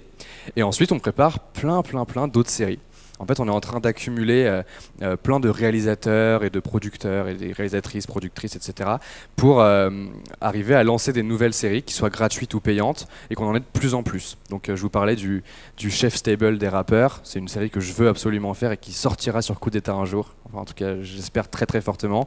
On a on aimerait bien lancer des séries un peu télé-réalité où on suit des entrepreneurs depuis zéro pour montrer la réalité de ce qu'il y a derrière. on voudrait faire enfin vraiment voilà, on a plein d'idées sur des contenus qui vont être de mieux en mieux et d'une qualité de plus en plus supérieure. On espère qu'on va pouvoir faire ça. En tout cas voilà, on va vous tenir au courant et tout ça va être exaltant et je pense qu'on peut le construire tous ensemble et je suis trop content de le faire avec vous et pour vous parce que vraiment putain, c'est une trop belle communauté. Cette dernière année, c'était vraiment exceptionnel. Ça m'a profondément changé et je vous remercierai jamais assez tous pour ça. Donc merci beaucoup. Est-ce que vous avez des questions ? Pour la saison 2, est-ce qu'on peut vous soumettre des idées de talk ? Des idées de talk. De ouf, grave. Envoyez-nous, genre on a déjà pas mal de gens qui nous ont demandé en fait s'ils pouvaient faire des talks sur coup d'état. Nous on est chaud. Genre le seul truc c'est on veut un sujet vraiment précis. Donc ça c'est trop large. Tu vois, genre leçon de 40 entrepreneurs, c'est trop large. L'histoire de ma boîte, c'est trop large. Par contre, comment j'ai réussi à déléguer à une équipe de 20 personnes en 3 mois, ça c'est un sujet qui est suffisamment précis. Donc ça c'est vraiment les sujets qu'on veut pour la saison 2 de Coup d'État Talks. Tout le monde est libre de proposer des trucs, sachant que ouais, on va en faire, je pense, notre objectif c'est d'en faire une soirée par mois où il y aura 4 talks de 20 minutes. Donc il y a quand même un nombre limité de places, mais plus on en a, plus on peut choisir et sélectionner, plus la qualité va monter. Donc ouais, bouillant, grave. Est-ce que vous mesurez le ROI, enfin, c'est un grand mot, des personnes qui ont vu les vidéos et qui ont agi après ? On mesure pas, on mesure pas quantitativement parce que c'est très compliqué en fait de savoir à quel point ça t'a aidé, mais ça me donne des idées. Donc ouais, faut qu'on envoie des questionnaires et tout ça en fonction de comment ça t'a aidé. Faut qu'on essaie de trouver un moyen de quantifier à quel point ça t'a aidé aussi, parce que il y a plein de gens qui regardent Coup d'État, qui sont pas du tout entrepreneurs et qui sont en mode, enfin tu vois, c'est genre ma mère. Ma mère, elle regarde Coup d'État. Mon père regarde Coup d'État pour me faire plaisir. Ma mère regarde Coup d'État parce que ça lui fait du bien. De quoi ? Qu'est-ce qu'il est beau, mon fils. Exactement, ouais, c'est vraiment ça. et c'est chouette, tu vois, mais elle regarde pas que pour ça. Elle regarde pas que pour moi. Mon père, oui, il le fait pour me faire plaisir, je pense. Bon, peut-être un petit peu, voilà, mais ma mère, elle regarde vraiment comme ça. Et ma mère, elle est freelance. Ça l'aide un petit peu, mais au final, c'est surtout que ça lui fait du bien de voir des gens qui sont inspirants et c'est quelque chose de chouette. Donc, à quel point ça aide les gens, c'est compliqué. Par contre, on le fait qualitativement. On rencontre des utilisateurs hyper régulièrement. Moi, j'en vois toutes les semaines. Je suis en contact avec plein de gens tout le temps. Tu vois, genre un exemple de ça, c'est il y a 2 semaines, non, 3 semaines, on a fait une rencontre utilisateur avec nos 15 meilleurs utilisateurs. C'était trop bien, genre on était là-haut, on leur a présenté le futur du produit, les nouvelles fonctionnalités qu'on veut mettre en place, etc. Et donc on en a profité pour leur demander comment ça se passait pour eux, comment ils utilisaient Coup d'État. Et il y a trop de gens qui nous ont dit non mais vous vous rendez pas compte, genre à quel point, on a regardé la conf de Charles sur Comet, il parle de Bubble dans la conf de Charles sur comment créer un MVP rapidement. Du coup on a utilisé Bubble et on a gagné 6 mois de développement. Et des histoires comme ça en fait on en a tous les jours. Donc on peut pas mesurer quantitativement à quel point il y a un succès derrière parce que c'est aussi relatif au niveau d'ambition des gens, mais je pense qu'il y a moyen de faire quelque chose pour qu'on arrive à le mesurer. Par contre, qualitativement, on sait que ça aide vraiment des gens et c'est ce qui fait qu'on continue à avancer et qu'on sait qu'on va dans la bonne direction. Quand on sort une vidéo et que tout le monde a l'air plutôt d'accord pour dire ouais bon ça, la valeur elle n'était pas incroyable, on sait qu'il y a des trucs qui vont pas, on creuse, on comprend pourquoi et même si c'est pas quantitatif, ça nous permet quand même de prendre des décisions sur la suite. Est-ce que ça aide les gens ou pas. Après, tu vois, genre sur Anyone Can Scale. Étant donné qu'on fait payer, c'est l'avantage de faire payer aussi, c'est que ça nous force à nous focus et à savoir s'il y a une vraie valeur derrière. Je pense qu'on va devoir mettre en place des outils de mesure comme celui-là. Genre, est-ce que vraiment ça t'a aidé ou est-ce que on t'a fait une formation que t'as payé 1900 balles, mais en fait, c'était juste bien pour toi et t'es pas passé à l'action, tu vois. Parce qu'il y a ce truc de passage à l'action. Enfin, il y a vraiment énormément de choses. Mais ouais, tu sais quand on a fait cette rencontre utilisateur là, c'était ouf parce que je me disais, moi je regarde Coup d'État, donc il y a la conf ou l'interview qui sort le lundi soir à 17h. Et il dit en gros, je l'écoute en podcast 3 fois dans la semaine Et ensuite, je regarde la vidéo le week-end encore un coup pour être sûr d'être bien imprégné du truc. Et ils nous montraient, ils ont des kilomètres et des kilomètres de notes à chaque timecode, genre à chaque timing de la vidéo, etc. Et en fait, ils notent surtout comment ils pourraient faire pour l'appliquer pour leur business. Et c'est une méthode de visionnage de coup d'état qu'on essaie de pousser de plus en plus quand on explique comment ça marche. Parce que, en fait, être passif face à coup d'état, c'est pas hyper utile. Genre c'est chouette, c'est inspirant, t'es content, machin, ça te met bien. Mais fondamentalement, prendre des notes et te demander constamment comment je pourrais faire pour appliquer ce qu'il est en train de dire ou ce qu'elle est en train de dire à mon business, c'est comme ça que tu passes à l'action. Et ça, c'était vraiment une très très bonne leçon. C'est un truc qu'on pourra potentiellement intégrer dans le produit plus tard. Enfin voilà, ça nous donne énormément d'idées. Mais en tout cas, on commence à déceler les usages qui existent déjà de la part de la communauté pour pouvoir faire un truc qui aide vraiment. Parce que le but, c'est pas juste de faire un Netflix où les gens se marrent et où ils sont contents. Genre moi, je veux vraiment Enfin, c'est pas juste des belles phrases. Quand je dis on peut construire un mouvement tous ensemble, c'est chouette. Enfin, je pense que ça se sent que c'est pas juste des belles phrases, mais on a l'intention de le faire correctement et un peu scientifiquement quand même, quoi. On n'est pas juste des timbrés qui croyons que c'est possible. Genre, Moi j'avais juste une question un peu par rapport à toi en fait quand tu as commencé à faire coup d'état sur tout ce qui est un peu sujet de formation, transmettre un savoir ou un apprentissage personnel. Comment tu as réglé au début un problème que moi je me pose, qui est une certaine légitimité en fait, qu'on peut se poser. Est-ce que je suis légitime pour commencer ce projet-là? À quel moment d'expérience en fait tu as commencé à lancer ça et tu t'es dit je peux transmettre quelque chose sur l'entrepreneuriat? mon premier réflexe quand tu me poses cette question, c'est la légitimité, ça n'existe pas, ça se prend. Genre c'est un faux truc, tu vois. Genre, et c'est compliqué parce qu'il y a plein de gens qui ont des backgrounds mentaux et d'éducation qui leur permettent pas de penser comme ça. C'est notamment une des grandes égalités hommes-femmes, tu vois, c'est que les hommes sont éduqués à être des aventuriers, les femmes sont éduquées à rester au foyer, et c'est le problème du sexisme, et qui fait qu'en fait, dire à une femme la légitimité, ça se prend, c'est juste con, en fait, parce qu'il y a trop de barrières mentales, et il y a un chemin à prendre, tu vois, et c'est un sujet dont les femmes parleront mieux que moi. Mais en tout cas, ouais, donc la légitimité, ça se prend. Déjà, ça n'existe pas, c'est un faux truc. À partir du moment où tu aides des gens et où il y a des gens qui trouvent que ce que tu proposes comme contenu ou que ce que tu proposes comme conseil, c'est intéressant, tu es légitime. En gros, ce qui est intéressant, c'est que j'ai fait de l'éducation pendant toute ma vie. Genre, j'ai essayé de faire ce que je fais chez Coup d'État aujourd'hui pendant toute ma vie. En gros, j'ai commencé mon parcours quand j'avais 10 ans. J'ai commencé par coder, puis j'ai blogué. Donc je bloguais sur des sujets geek, high-tech, tendances de fond, d'innovation, où j'essayais de transmettre déjà ces trucs de qu'est-ce qui se passe dans le monde auprès de l'innovation pour arriver à construire un futur qui soit meilleur. Genre, c'est mon premier blog quand j'avais de mes 13 à 15 ans. Et ensuite, j'ai commencé à faire un média sur la réalité augmentée, où là, c'était encore du média, donc encore du contenu. On a fait des vidéos pour expliquer aux gens comment on pouvait utiliser une nouvelle techno de réalité augmentée pour changer le monde et amener le truc à être meilleur. C'était toujours de l'explication. Après, j'ai fait mes études un petit peu, puis j'ai arrêté l'école parce que l'éducation est foirée. Genre, et que j'étais vraiment mal à l'école. Et puis, je suis venu chez The Family.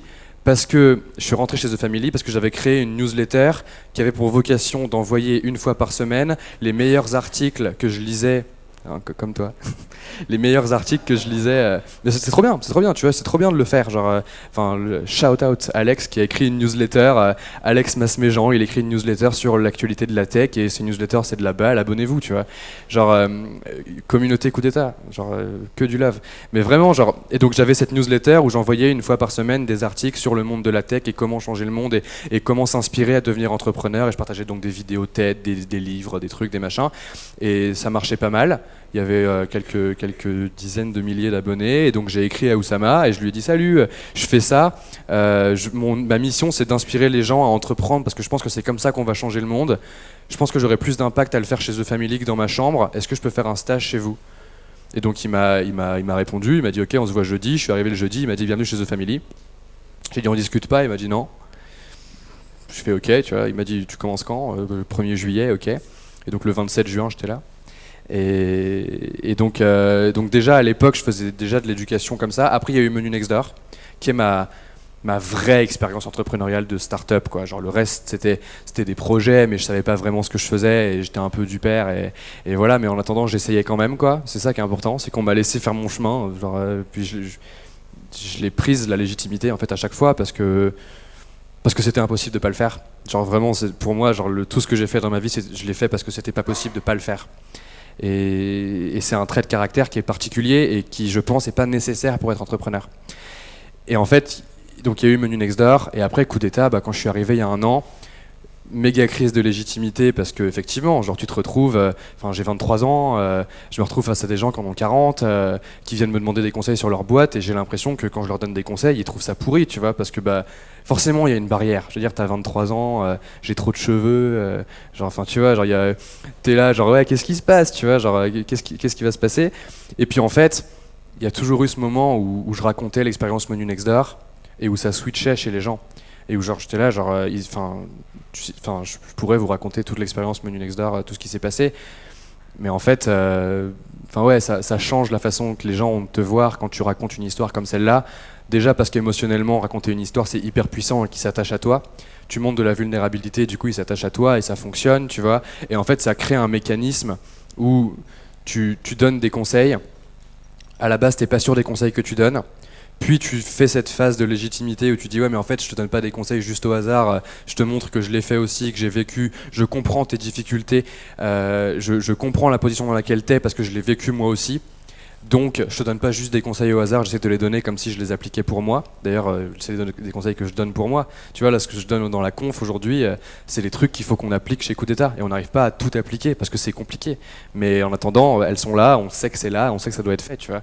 Et en fait ça crée un mécanisme de récompense, encore une fois c'est de la psychologie, tu vois, où à la fin d'une office hour avec un ou une entrepreneur, les gens sont hyper contents et tu as créé une vraie connexion avec eux ou elles et c'est trop bien, genre tu t'es fait un nouvel ami, tu vois, genre c'est hyper important.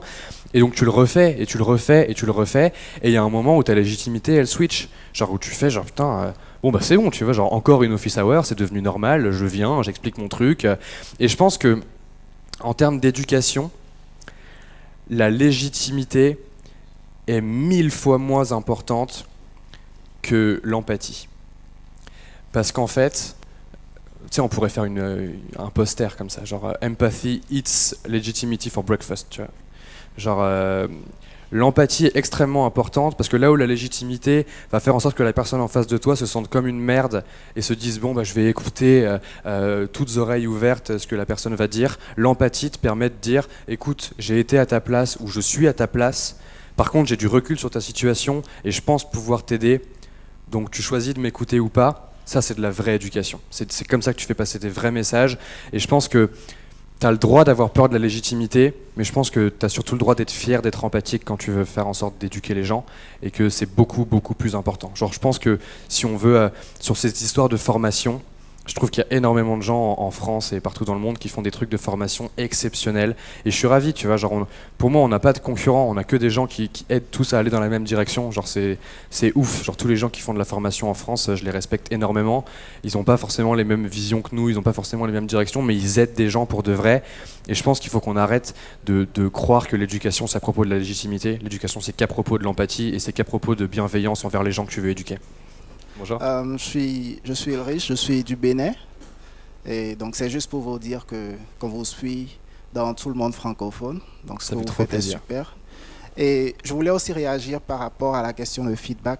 Je pense qu'il y a, selon mon expérience personnelle, je suis entrepreneur depuis 2006. Donc je travaille avec des clients un peu partout dans le monde et tout. Et selon mon expérience personnelle, par rapport au feedback, je pense qu'il y a une troisième alternative. En dehors de ne pas écouter le feedback négatif ou de sortir ces gens de ta vie. Je pense que pour un entrepreneur, l'information, ce que vous fournissez déjà d'ailleurs, c'est très important. Donc avoir l'information même de personnes qui pensent différemment et qui sont peut-être même très négatives, c'est aussi important et ça permet aussi de grandir en tant qu'entrepreneur.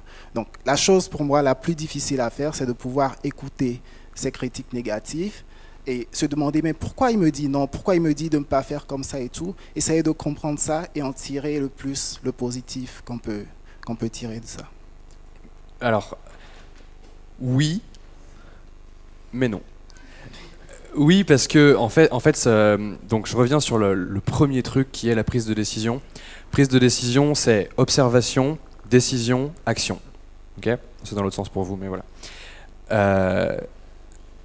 ce dont tu parles, c'est de l'observation. Genre, en fait, tant que tu écoutes les feedbacks a priori des gens, et que tu écoutes ce qu'ils te disent, que tu regardes Coup d'État, que tu te formes, etc., c'est de l'observation. Genre, tu es en train de rassembler des informations qui vont te permettre de prendre une décision en plus. Mon point, c'est que tout le temps, il faut essayer de réduire au maximum ce temps où tu rassembles des informations. Donc oui, c'est important d'écouter. Genre, tu vois, une des manières de rassembler de l'information, c'est de dire aux gens « Et si je faisais ça, qu'est-ce que t'en penses ?» Et là, les gens te donnent leur feedback, donc tu apprends des choses. Et là, c'est vraiment important, tu vois. Par contre, il y a toujours un moment où il faut passer à la putain d'action, parce que sinon, tu fais rien. Et c'est terrible. Et quand tu as décidé quelque chose, quand tu as décidé « je vais faire ce truc », c'est là qu'il faut arrêter d'écouter les feedbacks des gens. En fait, c'est là que ça passe de « c'est de l'observation » à « c'est du feedback ». C'est du feedback négatif, en fait. Le feedback négatif, c'est celui qui vient avant que tu aies fait quelque chose et après que tu aies pris ta décision. Tu vois ? Genre, en gros, faut vraiment voir ça comme un chemin en 3 temps, quoi. Observation, décision, action. Okay ? Entre observation et décision, ce qui t'empêche de passer de l'un à l'autre, c'est tout le temps toi. C'est genre, j'ai l'impression que je suis pas légitime, j'ai l'impression que j'ai pas assez d'informations, je me suis pas assez formé, peut-être qu'il faudrait que je regarde encore 40 autres vidéos de Coup d'État pour être sûr de savoir ce que je fais, pour pouvoir prendre une décision. Parce que un autre truc qui te bloque, c'est ton entourage, c'est les gens qui vont te dire non, mais surtout lance pas ta boîte parce que c'est dangereux, machin. Donc tu prends même pas la décision, tu vois. Donc ça c'est déjà un truc qui est bloqué et qui t'empêche d'avancer. Une fois que tu arrives à prendre la décision, que tu te dis ok, je vais faire ça, ce qui t'empêche de passer à l'action, c'est le feedback négatif. C'est les gens qui continuent à te donner des informations en te disant non mais tu pourrais faire mieux, tu devrais peut-être changer de décision avant de passer à l'action. Tu vois, genre tu devrais peut-être rester bloqué au milieu, genre je reprends une décision jusqu'à ce qu'à l'infini, jusqu'à ce que finalement tu arrives à passer à l'action. Mais en fait, il n'y a pas de vraie règle. Genre de toute façon, quoi qu'il arrive, tu vas te planter. Genre, et en fait, c'est pas grave, ça fait partie du jeu. Genre, il y a des chances pour que tu réussisses du premier coup, elles sont infimes, et je pense que de l'observation à la prise de décision, tu peux prendre des meilleures décisions grâce à des contenus comme Coup d'État. Genre, c'est sûr, c'est pour ça qu'on le fait, tu vois, c'est parce qu'on permet à des gens de rassembler plus d'infos avant de prendre une décision et de passer à l'action derrière. Par contre, je suis convaincu que tu apprends beaucoup plus vite si tu fais moins d'observation et que tu passes directement à la décision puis à l'action et que tu apprends de tes erreurs. Merci beaucoup.